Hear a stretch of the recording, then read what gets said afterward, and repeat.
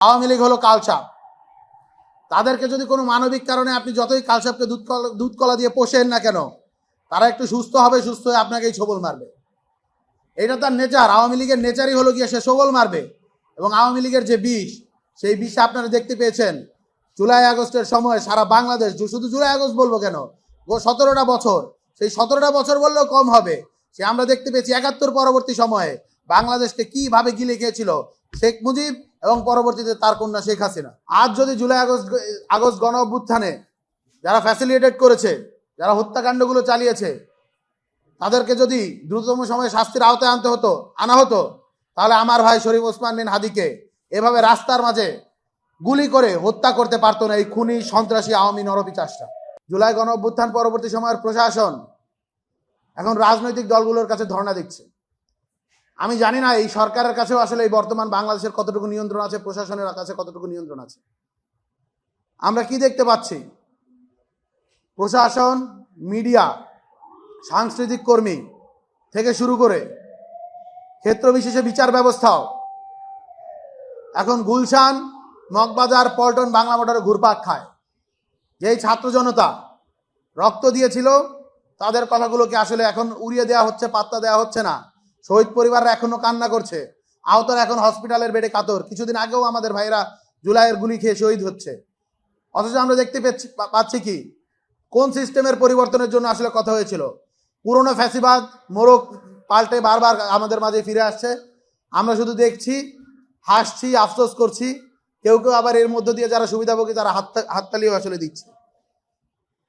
আজ যদি July August গণ অভ্যুত্থানে যারা ফ্যাসিলিটেট করেছে, যারা হত্যাকাণ্ডগুলো চালিয়েছে, তাদেরকে যদি দ্রুততম সময়ে শাস্তির আওতায় আনা হতো, তাহলে আমার ভাই শরীফ ওসমান বিন হাদিকে এভাবে রাস্তার মাঝে গুলি করে হত্যা করতে পারতো না এই খুনি সন্ত্রাসী আওয়ামী নরপিচাসটা। সুতরাং জুলাই গণ অভ্যুত্থানে যারা নেতৃত্ব দিয়েছে, যারা অংশগ্রহণ করেছে, যারা পক্ষ শক্তি, তাদেরকে আসলে জানের রিস্কের মধ্যে ফেলা হচ্ছে, তাদেরকে আসলে জীবনের ঝুঁকির মাঝে রয়েছে। অথচ কথা ছিল তারাই নতুন বাংলাদেশ বিনির্মাণ করবে। বাংলাদেশ বিনির্মাণের যে কর্তৃত্ব, যে নেতৃত্ব এবং ক্ষমতা তাদের হাতেই গৃহীত হবে। আফসোস, যা হয়নি তা হয়নি, কিন্তু এখন আমাদের সামনের দিকে এগিয়ে যেতে হবে। জুলাইয়ের যে হিস্সা ছাত্র জনতাকে সেটা বুঝে নিতে হবে। কিন্তু আমরা দেখতে পাচ্ছি ট্রাইব্যুনাল থেকে হুমায়ুন কবির পাটোয়ারিদের মতো লোকদেরকে এখন জামিন দেওয়া হচ্ছে। এই যে আওয়ামী লীগ, তার অজুহাত কি ছিল? সে অজুহাত দেখিয়েছে সে অসুস্থ। সে কি তখন অসুস্থ ছিল না যখন সে আমার ভাইদেরকে গুলি চালিয়েছে? সে কি তখন অসুস্থ ছিল না যে আমার বোনদেরকে গুলি চালিয়েছে? শহীদের মায়েরা এখনো কান্না করছে। সে কি সেই চোখের পানি দেখতে পায়নি?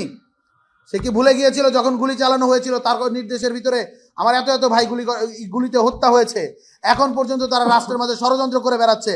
এখন পর্যন্ত তারা জুলাই গণ অভ্যুত্থানে যারা নেতৃত্ব দিয়েছে, যারা লড়াই করেছে, সংগ্রাম করেছে, তাদেরকে অনলাইনে ওপেনলি থ্রেট দেওয়া হয়। তাদের বাড়িতে বাড়িতে হলো গিয়ে গোপন চিঠি পাঠানো হয়, উড়ো চিঠি পাঠানো হয়। তারা কিসের অসুস্থ? তারা আসলে অসুস্থ নয়। যদি অসুস্থই হতো তারা হসপিটালে থাকতো। তারা রাজপথে থেকে, যারা রাজপথে রয়েছিল সেই জুলাই আগস্টের আন্দোলনকারীদেরকে হত্যা করার জন্য, গুলি চালানোর জন্য রাজপথে থাকতে পারতো না। সুতরাং আমরা বলতে চাই, যারা এই ধরনের দাবি আনবে, তারা অসত্য দাবি আনছে, তাদেরকে জামিন যাতে মঞ্জুর না করা হয় সেই জিনিসটি আসলে লক্ষ্য রাখতে হবে।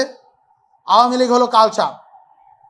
তাদেরকে যদি কোনো মানবিক কারণে আপনি যতই কালচারকে দুধ কলা দিয়ে পোষেন না কেন, তারা একটু সুস্থ হবে, সুস্থ হয়ে আপনাকেই ছবল মারবে। এটা তার নেচার। আওয়ামী লীগের নেচারই হলো গিয়ে সে সবল মারবে। এবং আওয়ামী লীগের যে বিষ, সেই বিষে আপনারা দেখতে পেয়েছেন জুলাই আগস্টের সময় সারা বাংলাদেশ, শুধু জুলাই আগস্ট বলবো কেন, 17টা বছর, সেই 17টা বছর বললেও কম হবে। সে আমরা দেখতে পেয়েছি 71 পরবর্তী সময়ে বাংলাদেশকে কিভাবে গিলে খেয়েছিল শেখ মুজিব এবং পরবর্তীতে তার কন্যা শেখ হাসিনা। সুতরাং আমরা বলতে চাই, আওয়ামী লীগকে কোনো প্রকার মানবিক কারণে জামিন দেওয়ার যে জায়গাটা, সেই জায়গাটা আমাদের কাছে লজিক্যালি পড়ে না।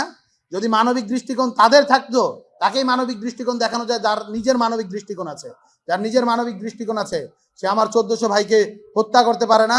সে আমার 1400 ভাই বোনকে, সে আমাদের 25,000 ভাই বোনকে আসলে আহত করতে পারে না। এবং সারা বাংলাদেশে অসংখ্য আপনারা মামলা দেখতে পেয়েছেন, যারা কিনা মিথ্যা মামলা করে আমাদেরকে ডমিনেট করেছিল। অসংখ্য কারাবন্দীরা এখানে এখনো আছে। তো এই মুহূর্তে আমরা আমাদের যে 3 দফা আমরা রাষ্ট্রপক্ষ প্রসিকিউশন সহ বাংলাদেশের কাছে আপনার মিডিয়ার মাধ্যমে আমরা প্রচার করতে চাই। বৈষম্য বিরোধী ছাত্র আন্দোলনের 3 দফা দাবি, সেটা আমরা প্রথম দফা দাবি, 1 নম্বর দাবি, জুলাই আগস্টের মামলায় যাতে কোনো অপরাধী জামিন, অব্যাহতি বা খালাস না পায় সেটি নিশ্চিত করতে হবে। আমি আবারও বলছি, প্রথম দাবি, জুলাই আগস্টের মামলায় যাতে কোনো অপরাধী জামিন, অব্যাহতি বা খালাস না পায় সেটি নিশ্চিত করতে হবে। আমাদের 2 নম্বর দাবি, জুলাই হত্যাকাণ্ডে যারা ফ্যাসিলিটেট করেছে সেই সকল ব্যবসায়ী, প্রশাসন, সাংস্কৃতিক কর্মী সহ সংশ্লিষ্ট ব্যক্তিবর্গকে প্রসিকিউশনের বিচারিক ব্যবস্থার আওতায় নিয়ে আসতে হবে।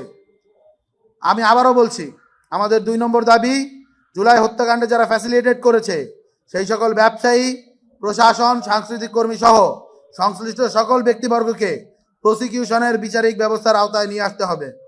আমাদের 3 নম্বর দাবি, সারা দেশে জুলাই আগস্ট হত্যাকাণ্ডে যারা জড়িত তাদের তদন্তের ক্ষেত্রে একটি বিশেষ তদন্ত টিম এবং স্পেশাল ট্রাইব্যুনাল গঠন করতে হবে। আমাদের 3 নম্বর দাবি, সারা দেশে জুলাই আগস্ট হত্যাকাণ্ডে যারা জড়িত ছিল তাদের তদন্তের ক্ষেত্রে একটি বিশেষ তদন্ত টিম ও স্পেশাল ট্রাইব্যুনাল গঠন করতে হবে।